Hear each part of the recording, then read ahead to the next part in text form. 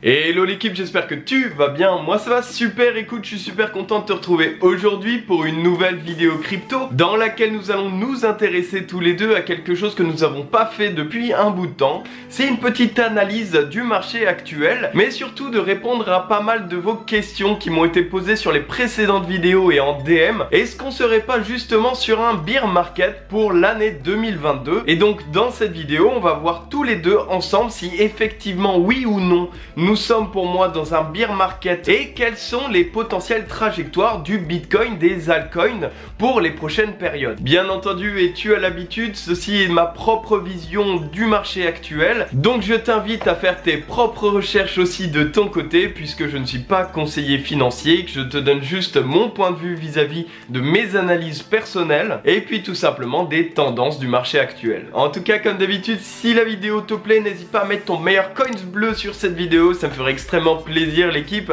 et à t'abonner si ce n'est toujours pas fait pour suivre toutes les prochaines vidéos qui sortent le dimanche à 9 h. Allez, on est parti. Alors pour commencer, nous allons nous intéresser tout simplement à la courbe du Bitcoin. Comme tu le sais très bien, le Bitcoin est un peu la généralité de la tendance du moment dans le secteur des crypto-monnaies, donc nous allons tout simplement monter notre analyse dessus. Pour commencer, si on regarde justement sur le graphique que je t'affiche ici, sur des clôtures weekly, c'est-à-dire avec des chandelles d'une temporalité d'une semaine, donc grosso modo on regarde ici sur un an ce que le bull run a pu nous faire. Ce qu'on peut voir ici déjà en regardant les floor price, les corrections qu'on aura connues depuis un an, on connaît toujours de nouveaux points hauts. Les points hauts sont de très bons signaux, cela montre déjà qu'on n'est pas encore sur un bear market mais toujours sur un bull run, ce qui nous permet de garder déjà en tête cette tendance haussière. De plus, si on regarde d'un peu plus près maintenant les fameuses corrections qu'on aura connues pendant tout le long de cette année, eh bien on a dans les trois cas de figure un pic qui suit justement la fameuse correction et ce pic fait retomber le marché encore plus bas que ce qu'il était après la correction. On a donc ici une belle montagne russe d'incertitude de marché, ce qui montre tout simplement que sur ces stades-là, le marché a besoin de se reposer. Il y a encore beaucoup d'incertitudes vu que généralement le fear and greed, je ne comprends pas. Ce qu'on appelle le fear and greed tout simplement, c'est la peur du marché vis-à-vis des courbes et de l'actualité des tendances. Par exemple, si on regarde aujourd'hui à l'heure où je te parle, on est justement sur un extrême fear de 10 sur 100. C'est-à-dire qu'aujourd'hui, les investisseurs en général ont très peu confiance dans le marché crypto, ce qui nous amène exactement au même point que les anciennes corrections, en tout cas pour le moment. Donc revenons-en à nos petits oignons. L'idée c'est qu'aujourd'hui, on connaît à peu près la même correction que les anciennes qu'on a passées déjà cette année. Vis-à-vis du fait qu'on a la première chute, puis un pic d'incertitude, puis une autre chute, qui fait qu'aujourd'hui on a touché plus bas. Il me semble que l'ancien bas avait été à peu près dans les 42 000 $. Ces derniers jours, on a justement connu un rebond sur à peu près les 39-40 000 $ du Bitcoin, et donc on peut dire effectivement que sur en tout cas la clôture weekly, on comprend qu'on a été chercher plus bas. Pour répondre donc à la question sur cette période, pour moi nous sommes clairement sur la même schématique. Comme je te l'ai dit justement sur Telegram il y a 2-3 semaines d'ailleurs, n'hésite pas à nous rejoindre si tu ne l'as toujours pas fait. On est justement et on connaîtra toujours pendant ces prochaines semaines une période d'accumulation qui permet au marché de prendre un peu de recul, de souffler un peu, de faire liquider ceux qui doivent être liquidés vis-à-vis par exemple de ceux qui ont mis un levier trop fort, que ce soit en short ou non, pour justement ensuite repartir de plus belle vers potentiellement de nouveaux sommets. Un autre point qui est aussi intéressant à mettre en avant, tu sais très bien que j'affectionne particulièrement les positions des baleines sur le marché. Si tu ne sais pas, les baleines sont tout simplement ceux qui possèdent de très grosses sommes d'argent dans le marché crypto et donc ont une influence assez conséquente justement sur les tendances. L'idée c'est que depuis plusieurs mois maintenant, on connaît une accumulation de ces fameuses baleines sur le marché crypto, ce qui nous montre tout simplement comme signal le fait que les baleines n'ont pas prévu pour le moment d'avoir un bear market, ils se préparent au contraire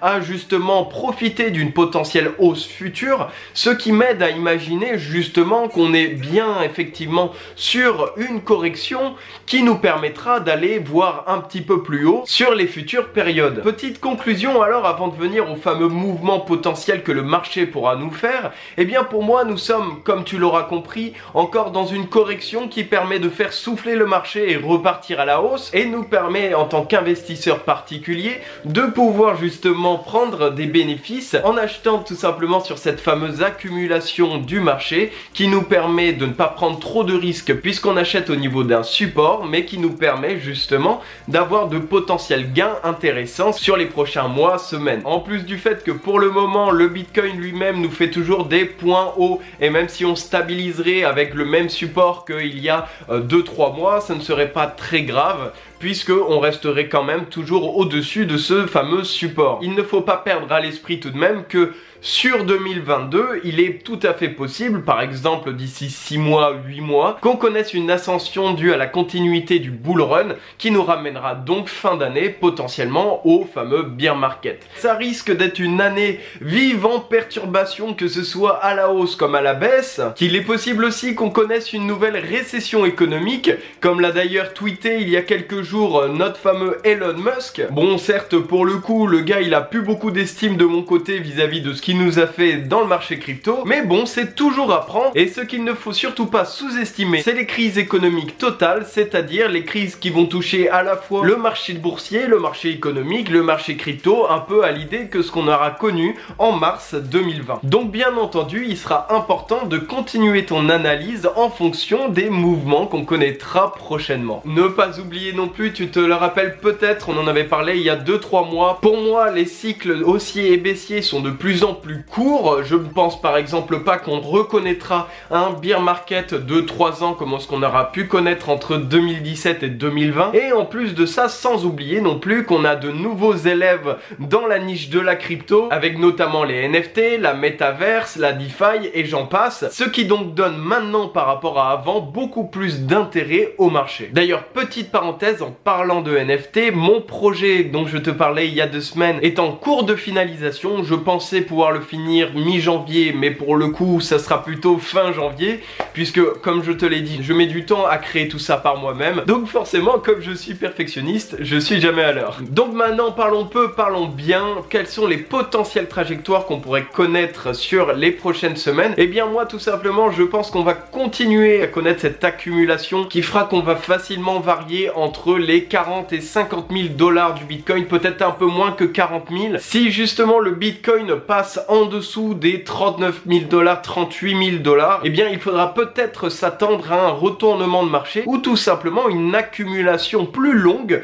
pour justement repartir à la hausse. Dans le cas contraire, on stabilise bien au-dessus des 40 000 dollars de support du Bitcoin, on respectera alors les nouveaux points hauts du bull run, et donc j'ai plutôt une vision optimiste pour la suite et pour réussir par exemple en février à commencer à repartir vraiment à la hausse, que ce soit pour le Bitcoin mais aussi pour les altcoins. Bref, en tout cas voilà, j'espère que cette vidéo t'aura plu. Si c'est le cas, n'hésite pas à mettre ton meilleur coins bleu sur cette vidéo, à t'abonner si ce n'est toujours pas fait, ça me ferait extrêmement plaisir, en activant la notification bien entendu. Tu peux aussi suivre ma formation gratuite que je te mets en premier lien de la description si tu as envie de te former davantage dans le secteur de la crypto-monnaie. Tu as aussi accès à mon e-book sur l'analyse graphique des courbes qui te permet justement de t'aider à évoluer les tendances du marché et pour savoir justement quand acheter et sortir pour faire de bons profits. Bref, en tout cas, moi je te souhaite une excellente journée, une bonne soirée. C'était Valentin pour vous servir.